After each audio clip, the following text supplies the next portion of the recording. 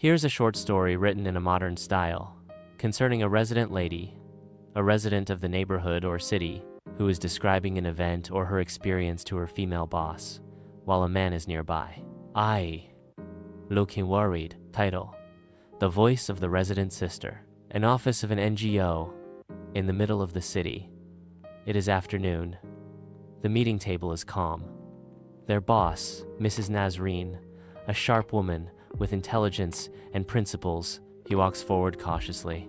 Beside the resident lady is a man, Hamza, a polite young man, but his face shows obvious fear. Resident lady, Asha, with emphasis, her eyes are directly to the boss.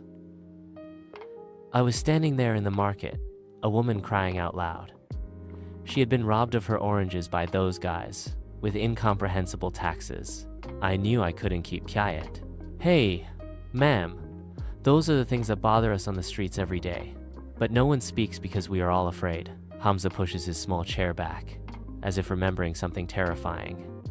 His eyes dart around whispering, looking to see if anyone else is listening. Boss, Mrs. Nazreen, calmly but with an authoritative voice. Go on, Asha. I want the whole truth. Asha. I stood in front of them and said, this mama cannot pay the daily fee for selling 200 fruits. There is no law that explains this. I knew I had broken it silently, but that is our voice in the neighborhood. No one will speak except us. I yourself. Hamza trembles slightly, takes a deep breath. It is clear he fears the consequences of this story being revealed, but he cannot leave.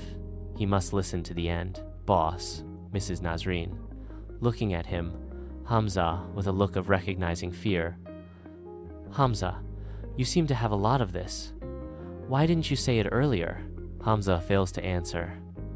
Asha looks at him, not with hatred, but with the compassion of someone who understands. Avogasiu taifu, bali matokeo yam fumobaya. Asha.